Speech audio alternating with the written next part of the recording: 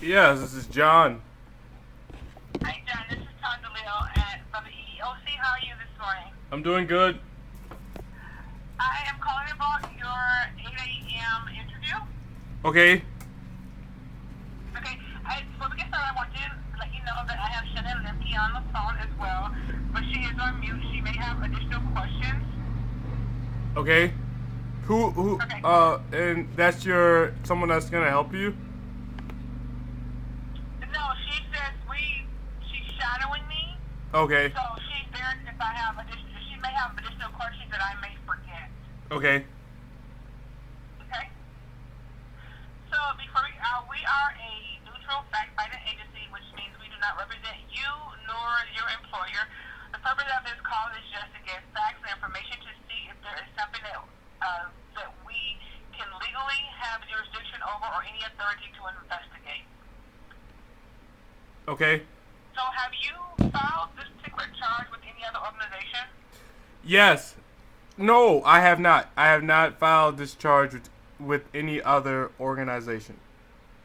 Okay, thank you. So when were you hired at United Mailing Services? October 3rd, um, was the first day that I worked there. Of this year? Yes. Okay. And what position were you hired as? I was, told, I applied to be a delivery driver. When I got there, they told me that I would be sorting mail. Okay. They also told me that it would be a full time position. Um, um, and so I would be sorting mail and driving. So I'd be in the warehouse and delivering packages. I mean, picking up mail and bringing the mail from the places I went back to the warehouse. Okay. So who was your supervisor when you were hired? His name was Jason. Well, there was like, I was told I had several supervisors. I was told I had like, there was five. Uh, there were like five people there that were my supervisors. So there was a guy in the office named Jason. He was my supervisor. There was another guy, a white guy, and a maintenance guy, who was also my supervisor. This guy was always working on the machines. I was told that was my supervisor as well. I was told a woman that was there. Her name, I think her name was Tanya. I was told she was my supervisor as well.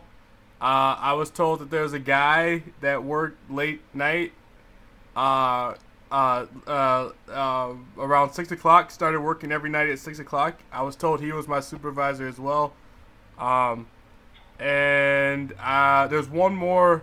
I believe there's one more person there that was a supervisor, but the person I kept reporting to, his name was Jason. But I was told to listen to all of those people. So you primarily reported to Jason. Yes, like I went to his What's office. Jason's last name? I have no idea what Jason's last name is, but I know he was the guy I kept talking to. I talked to the most. Okay. Okay. So I noticed that you said that you were let go. When was your last day working there?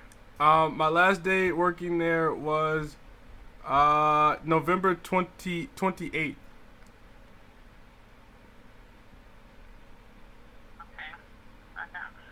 There may be some pauses because I'm typing as we talk. Okay. I'm trying to make sure I get all the information. So one of the issues you said that in your complaint you said that you were harassed. How were you being harassed? I was being there was multiple ways that I was being harassed while I worked there. Um, I was being sexually harassed. These people were. Okay. Okay. Wait a second. So we're gonna deal with the harassment first. How were you harassed, and then we'll go into the sexual harassment. I need Okay. specifics. There's okay. So over the 7 weeks that I worked there, these people would there's all kinds of ways that they found to harass me. I mean, if you could think of like working in a place where there's no people that you work with chose to do bad things to you. um, um, all the forms of her, I can't think. Well, someone is preventing me from thinking of exactly how I was harassed at work. But I tweeted every single day that something happened to me. I got a list of those things. I can probably read some of them off to you.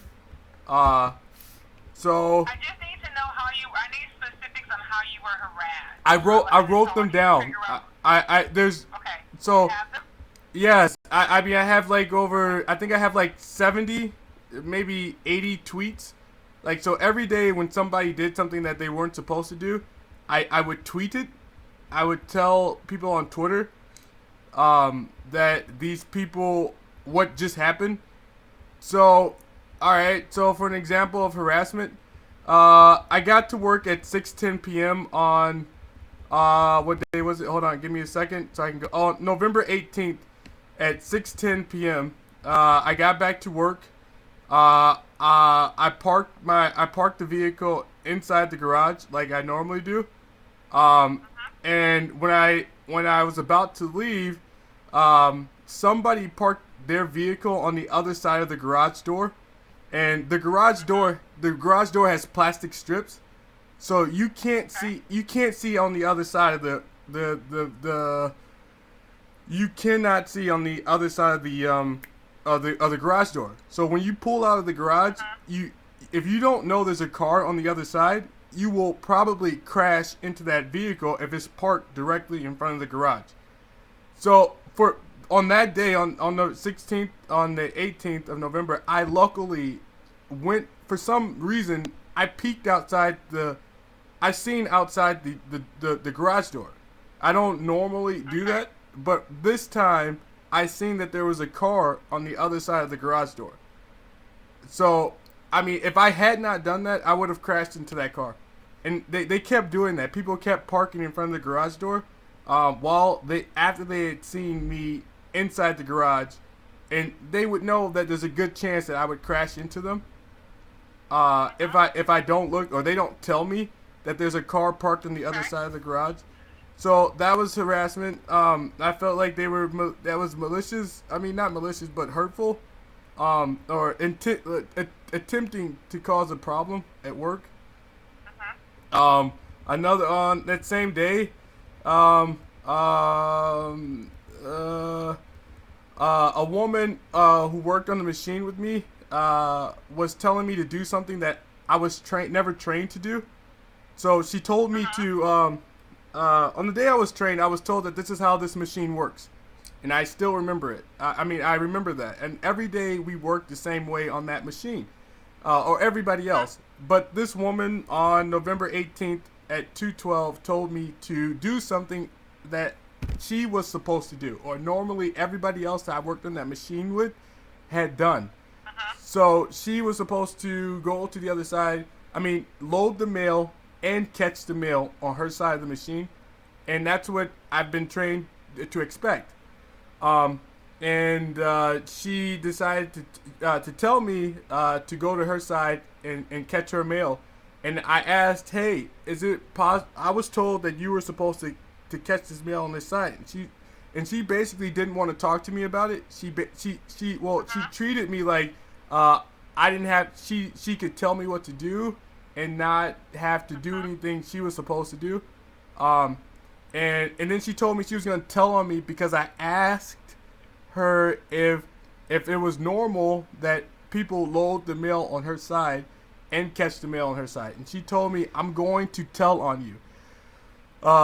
I'm going to tell on you that you just asked me a question to Jason, the guy who supervised us." And I guess the woman had no idea that I was actually working, and she had no. Okay, long story short, but that's another time. It's manipulation. It's trying to get somebody to do things that they weren't trained to do, or they knew they weren't supposed to do. So getting somebody to do your work. So how were you? Okay, you also said you were sexually harassed. Give me a specific example of how you were sexually harassed. So these guys would bend over. Everywhere I worked, you have to look forward. So every time I'm working, there's somebody who's um, there was somebody who was there to bend over in front of me. So they would bend over, point their butts at me, and then look at me while then look back or smile or stand up, look away, and start smiling, and then or walking up to me and brushing up against my butt. One of my coworkers walked past me, brushed up against my butt, acted like it was an accident, and I told him, "Hey, my name is John. If you need me to move out of your way, please let me know." And he said, "Yeah, okay," or he nodded at me or something like that. And then the dude. Okay, I need you to slow down for a second. I need to be able to ask questions. So you said the guy walked up to you and brushed up against you. What was his name? His name was Chuck. I don't know if that's his. Walked up to you. Yeah, I don't know if that's his real name, but that's what they called him. All right. So he walked up to you and brushed up against your behind, correct? Yes. Okay. So who did you tell about this incident with Chuck? I tweeted it. I realized that as soon as I worked there, that somebody intended on doing things differently than I worked at. I think together they made a decision to treat me differently than the people at the places I've worked at differently, than the other places I've worked. There's been because I planned on going there and never complaining about anything, never telling on anybody, never saying anything about the sexual harassment. Okay, so you did not file just a second. I need just a second. So Yeah. you did not complain at any point to anybody. Yes, that is true. Until the second time this guy did this. Wait. Just a second. So let me go back and look at something. So Wait. That's not true. Before you continue, I have to stop you. What I just told you is not entirely true. I did complain about this man touching my butt when he did it a second time. And so after he did it a second time, after he did it the second time, I called the police and I made a complaint to my supervisor. So who did you tell at work that Chuck brushed up against you the second time? Jason and another supervisor. What's that supervisor's name? I believe his name is Scott. Okay. So what exactly did you say in your complaint? When you complained, what exactly did you say? I told them what I just told you, that this guy touched my butt at this time. I gave them the date. Okay. I gave them the time. I tweeted it. It was on. I think it was on like the second day I worked there. I put it on Twitter. I told. So on October 4th, I tweeted. I was working in the aisle at work for UMS, and my coworker walked with a tray in his hands and rubbed the back of his hands against the top portion of my butt. I told him, "My name is John, and if he needed me to move, just say my name at 2:45 p.m." Okay, so that was the first time. When was the second time that happened? The second time it happened was on October 18th. I tweeted I was working I was working and the same guy who touched my butt before just did it again while he placed a phone in his pocket at 2:30 p.m. I turned around, I told him, "Stop, hey, you just touched my butt again." He turned around and yelled, "Get out of here, get out of here," or something along those lines. "You need to get the hell out of here, get the hell out of here." And I don't think he was talking about what he just did. I think he was actually telling me to leave their business, like to quit and stop working here. So this was like 15 days after I got there, and this is type of yelling and this is how he told me to leave their business. Okay, so I just want to clarify something. What's your sexual orientation? I am heterosexual, but people treat me like I'm homosexual. where I work. In places that I work, I don't know, it's a community effort to treat me like I'm a homosexual man, and they keep doing that at the places I work. Okay. Just a second.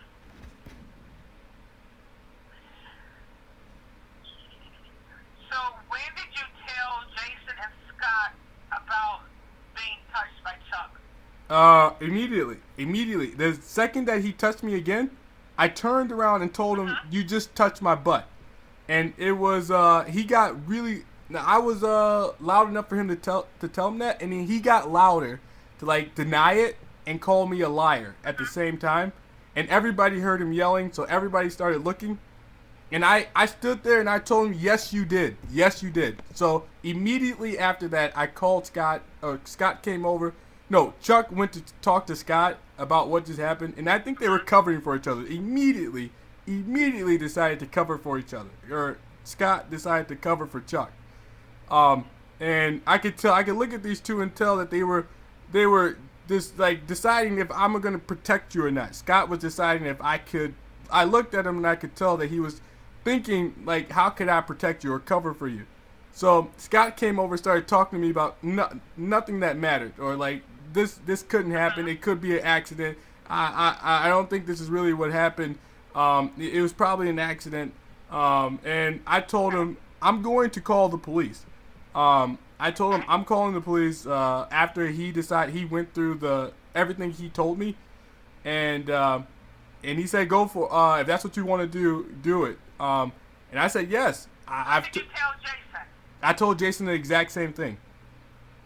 That this man. So you told him the exact after you talked to Scott, or were Jason? After I talked to Scott. Okay. Jason was not there. Jason had to arrive later. Okay. So I spoke to Scott. I spoke to the police officers. I told them what happened. I recorded as much as that as I could. The me calling the police. And me. Talking to the police officers after they arrived at the warehouse. They told me, and then they talked to me. They went inside. I didn't ever hear back from them. No charges were pressed. They told my supervisor Jason that they decided that the what happened would be called a accident. It was an accident. Both times were an accident. But if you ever get footage of those days, you will not see that it was an accident. I mean, this guy, both times, this man has his hands where my butt was. So near or... So after you... Okay, just a second. I'm trying to get some additional information. Okay. So when you told them, did Chuck touch you again? Did anything else happen? Chuck... Yes. After that? So after that, when I walked... so I would go to work. I'd walk past where this guy worked. And he would, I walked past him, I looked at him, for like half a second, and when I did, the guy opened his mouth and closed it, like opened his mouth at me, and then closed his mouth, and then, I'm pretty sure that's gay culture, that's like what gay dudes do to communicate, that sexual interest. So when they're sexually interested in you, they will do things that gay people do. So when I walked past him, he opened his mouth, he closed it, and stared at me. And then if that didn't happen, after that happened, something else happened. He used to do all types of gestures, like make gay community gestures towards me. Point, like he used to point at me. Just a second.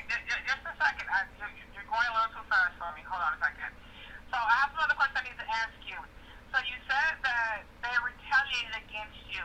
How did they retaliate against you? Okay, so while I was working there, I what do you call it? While I was working there, I didn't say anything. I never complained. I avoided complaining and telling, but I just tweeted. So it's not like I didn't tell. I just kept tweeting every single time somebody did something they weren't supposed to do. And I wish I could tell you all the things that they did, but I got like 80 tweets. You would have to. My question is. Okay, I'm getting to it. You said they retaliated. Yes, I'm getting to it. Okay. So when I did, after I spent time tweeting and not saying anything or not reporting anything, they kept making things harder for me not to report. So they kept doing. My coworkers were realizing that there were things that they would do that I could not keep telling on, or I wouldn't tell on them about. So they decided to do worse things, like lying on me about things I didn't do at work, or calling me a liar in public, or openly yelling at me, or trying their best to do things that would make somebody tell, like touching you, putting their hands on you, inappropriately. So after that happened, I had to tell. And when they lied on me, I also had to tell.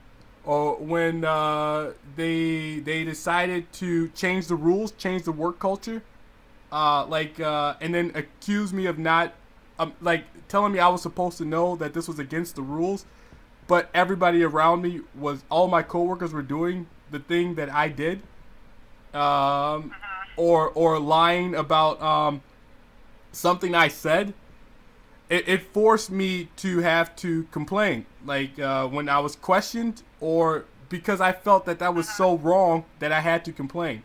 So on November 28th, a coworker lied on me again. He told me that he never trained me to park a vehicle in the garage, and he told me he never trained me to park the vehicle in the garage. He said only park the vehicle in the garage when it's raining. And that was not true. The days that he trained me, both days were sunny. It was very sunny out, and we parked the garage on that day, those days as well.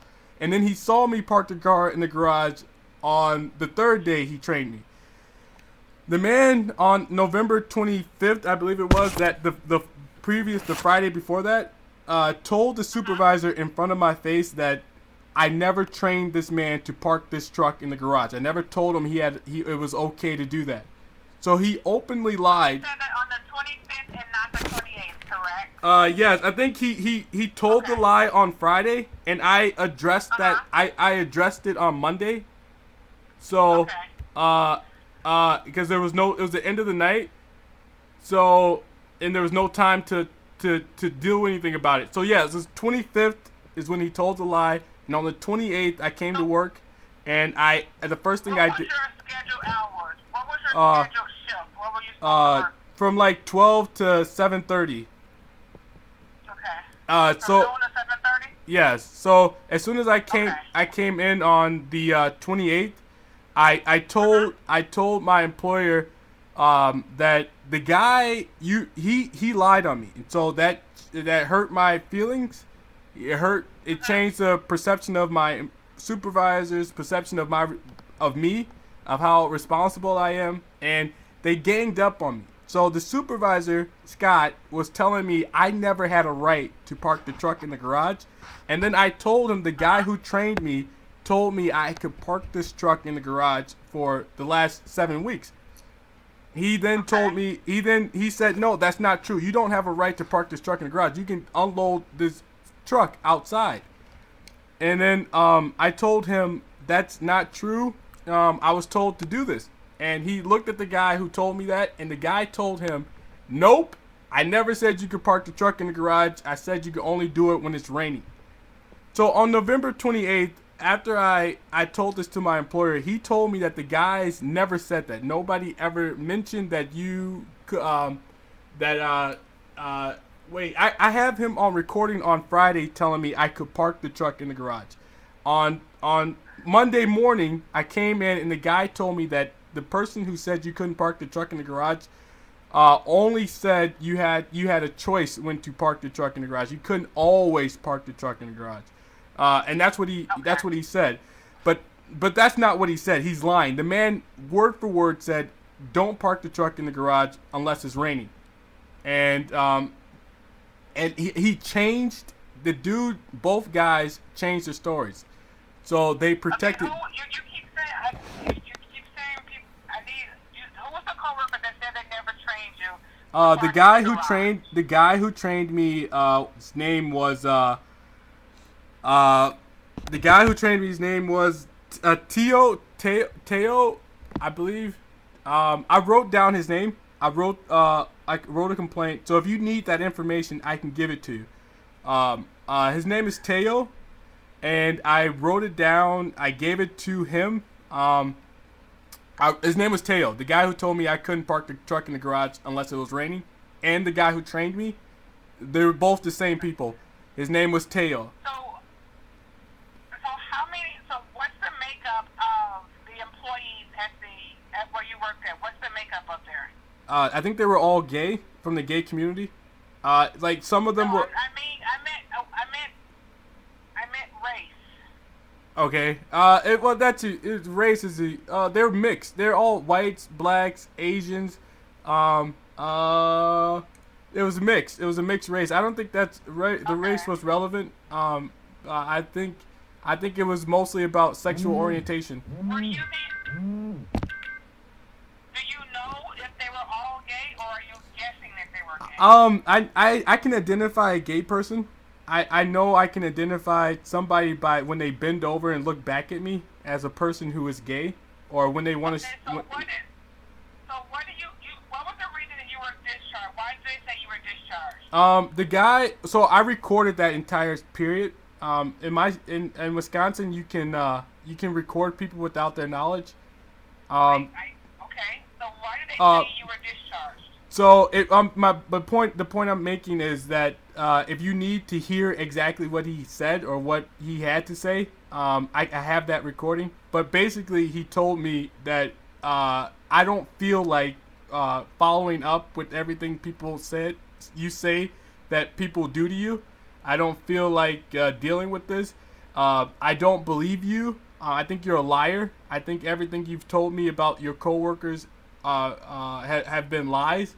He told me that there are people here who don't like you, so that means you're the problem, and it's not worth. I'm not worth. You're not worth. It's not worth my time to. But honestly, he said it's not worth my time to address these issues. But I think he was protecting my or the people I worked with. So he was allowing people to try to have sex with me. Who was the one? Just a second. So who was the one that let you go? His name was Jason, but the dude was also doing sexual harassments. The guy was also pointing his butt at me, looking back at me, smiling at me, or using sexual harassment. Another form of it would be like turning your butt, talking to me, addressing me, and then turning his back to me. So pointing his butt towards my crotch, and then looking at me out of the corner of his eyes, and giving me instructions. So and when I tried to get in front of him, he would turn his back to me some more, and then continue to talk to me. So talk to me with his back to me. His name was Jason, and I told him that the people I worked with were sexually harassing me, and lying, and to me, and he was always asking me gaslight questions like, how did you perceive that somebody was lying to you? How did you perceive that somebody was ridiculing you? How did you perceive all of these things about psychology that were irrelevant? I mean, and then he called me a liar. He told me that you weren't worth the effort I have to put in to figure out what's going on around here. And if 60% of you, Go ahead. he said if 60% of your coworkers don't like you, you don't have you can't. It's you are the problem. And I told him it's because I'm not like the other people here. I told him I am not gay. Oh, I didn't tell him that, but I basically inferred that he knows well enough that the people I work with are gay, and he also knew that I was not gay, and that they were sexually harassing me this entire time. So he's acting like he had no idea. Well, putting on an act and not addressing the real problem in the room, or the actual problem with me and my coworkers, just pretending like he has no idea that it's been 7 weeks of people trying to have sex with me, and he's been Okay, so I pretending. need to, just a second, just a second. I need to clarify one point that you told me. Yeah. You said that you went on October the 18th. You told Jason and Scott that Chuck touched you. Yes. After that, did Chuck touch you ever again? Did anybody else touch you ever again after you went to Jason and Scott? No. Okay. Okay.